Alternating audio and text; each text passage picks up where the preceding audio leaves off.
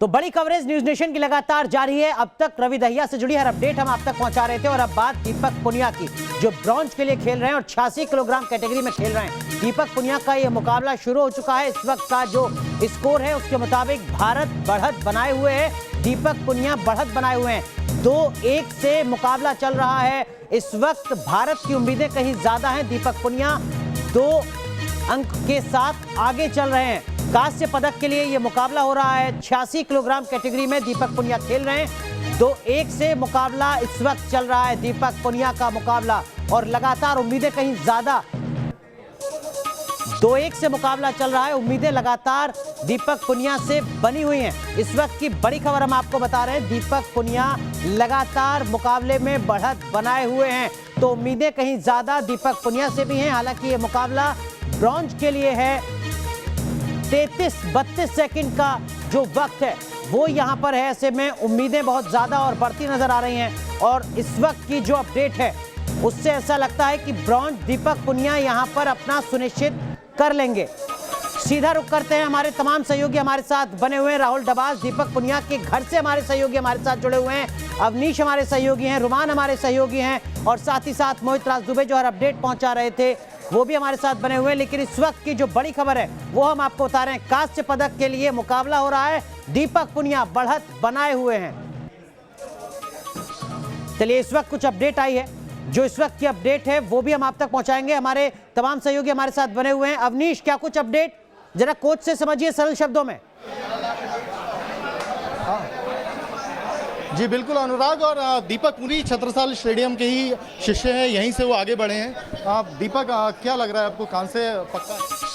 कांस्य पदक से चूक गए अवनीश माफ कीजिएगा, मैं आपको रोक रहा हूं। कोच से समझेंगे कि आखिर ऐसा क्यों हुआ, लेकिन इस वक्त की बड़ी खबर, कांस्य पदक से दीपक पुनिया चूके हैं। अवनीश जरा पूछेगा कोच से, कहां कमी रही? पदक से हम चूक गए हैं, क्या कारण हो सकता है जो आपने मैच देखा? सर देखिए, दोनों ही पहलवान बिल्कुल बराबर के पहलवान थे और कुश्ती के अंदर ये आंकड़ा मुझको रहता है कि लास्ट 6 मिनट तक ही कौन विजयी होगा। इसमें 2 पॉइंट का जो स्कोर होता है वो कोई डिफेंस स्कोर नहीं होता, वो डेंजर स्कोर होता है, उसमें कभी भी आदमी हार सकता है। अवनीश, इस वक्त की अपडेट ये है कि फैसले को चुनौती दी गई है। इस चुनौती में क्या होता है, क्या पूरी प्रक्रिया है, जरा जानिए। भैया जी, एक बड़ा अपडेट है कि फैसले को चुनौती दे दी गई है। क्या ये टेक्निकल टर्म क्या है, फैसले को चुनौती? सर ये दे सकते हैं सर, हम चैलेंज कर सकते हैं। अगर हम अपने पहलवान के उसमें कर सकते हैं कि हमारा जो हमें लगा कि हमारे पहलवान का पॉइंट था तो हम दे सकते हैं। अब वो जो था उन्होंने रेड को विनर कर दिया और दीपक पुनिया जो उसमें लूज हो गया सर, वो चैलेंज एक्सेप्ट नहीं हुआ। एक्सेप्ट नहीं हुआ? जी अनुराग, ये परवीन दहिया जी बता रहे हैं कि चैलेंज किया लेकिन एक्सेप्ट नहीं हुआ है, करना हमारा हक था और कांटे का टक्कर रहा। मतलब ये इनका कहना है कि जिस तरीके की फाइट थी, दोनों पहलवानों में कड़ा मुकाबला था, कोई किसी से कमतर नहीं था। केवल 10 मिनट पहले तक जो है दीपक पुनिया 2-1 से आगे था, लेकिन 10 मिनट रहते ही जो रेसलर ने अटैक किया और 2 पॉइंट ले लिए, तो 3-2 से जो है दीपक लूज हो गया और उसने बहुत प्रयास किया, लेकिन वो भी अच्छा था, उसका भी अटैक काफ़ी पावरफुल था, लेकिन वो उससे बच नहीं पाया था। दीपक पुनिया इस छत्रसाल स्टेडियम से कब से आप यहाँ पे ट्रेनिंग? सर 2015 से लेकर 2020 तक दीपक पुनिया ने लगभग 5-6 वर्ष तक यहाँ ट्रेनिंग किया है और जितनी भी उसकी पुरानी अचीवमेंट है, जो ओलंपिक में क्वालिफाई हुआ था उस टाइम पे, यहीं से 19 में जो वर्ल्ड चैंपियन हुई थी, वो यहीं से। माफ कीजिएगा, मैं आपको रोक रहा हूं, जरा झज्जर रुक करते हैं। दीपक पुनिया के घर राहुल डबास हमारे सहयोगी उनके घर पर मौजूद हैं। राहुल, निराशा कहीं ज्यादा होगी, लेकिन ओलंपिक तक का सफर ही अपने आप में गौरवान्वित करने वाला होता है। बिल्कुल अनुराग, ओलंपिक तक का सफ़र एक महत्वपूर्ण सफ़र होता है और निश्चित तौर से जिस तरीके से खेला, आखिरी 15 सेकंड तक दीपक लीड लिए हुए थे और आखिरी 15 सेकंड में क्या हुआ, सीधा उनके कोच से जान लेते हैं। सर, आप भी मायूस होंगे, लेकिन आखिरी 15 सेकंड में क्या हुआ, किस तरीके से हुआ और अपील भी की गई थी, उसका क्या? आखिरी जो 15 सेकंड वो है ना जी, यहाँ से यही रेफरी का और वो होता है निर्णय, जो यूरोप की कंट्री है ना, जो उनके रेफरशिप की जो ये उसका हार का कारण बना। नहीं तो बाहर चले गए थे, 1 पॉइंट देकर ख़त्म करके भीतर करनी चाहिए थी कुश्ती। तो अपील भी की गई थी, अपील भी काम नहीं? अपील जब बता दी, उनकी जो जूरी है, उनके निर्णय हैं सारे के सारे, एक यूरोप का दबदबा है, खेलों में।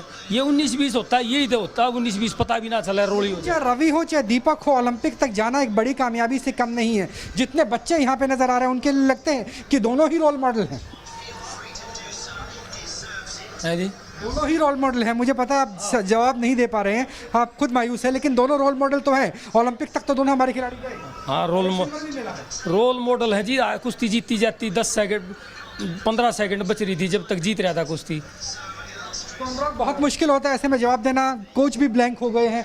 बेटा आपके अंदर जोश है, हिंदुस्तान के लिए पदक लाओगे जब बड़े होगे? तो लाऊंगे सर। Yes sir. पूरी मेहनत करोगे? Yes sir. तो ये कम से कम जो भारत का भविष्य अनुराग वो यहाँ पर आप देख सकते हैं। राहुल, ये जो जज्बा है ये बरकरार है और देखिए इसी जज्बे की प्रतिभाओं के साथ और ऐसी ही जज्बे वाली प्रतिभाओं के साथ हमारे सहयोगी रुमान भी लगातार हमारे साथ बने हुए हैं। रुमान, जो आपके पीछे नन्हे मुन्ने पहलवान हैं और जो युवा पहलवान हैं, उनसे जरा पूछिए अगले ओलंपिक में उनसे हम उम्मीद करके चले मेडल की।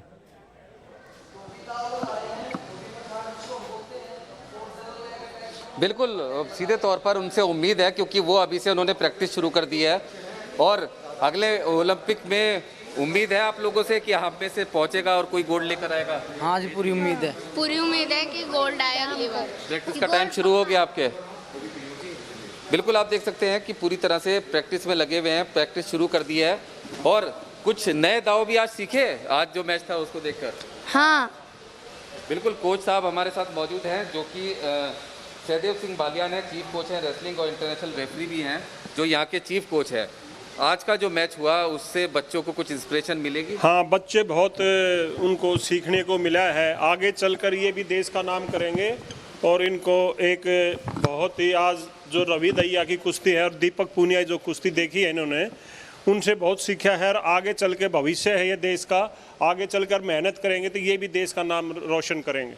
बिल्कुल, पूरी उम्मीद है आप लोगों से हमें। यस हाँ। India India India India India India. बिल्कुल अनुराग, ये भविष्य है भारत की कुश्ती का और आने वाले दिनों में यहीं से ये जो छोटे छोटे बच्चे हैं इनकी दिन की शुरुआत कितने बजे से होती है, क्या कुछ इनका स्केड्यूल रहता है, कैसे ये पहलवान बनने की तरफ आगे बढ़ रहे हैं? जरा किसी बच्चे से पूछिए तो जरा हमें पता तो चले कि कितना मुश्किल होता है ओलंपिक तक पहुंचना, मेडल के लिए लड़ना।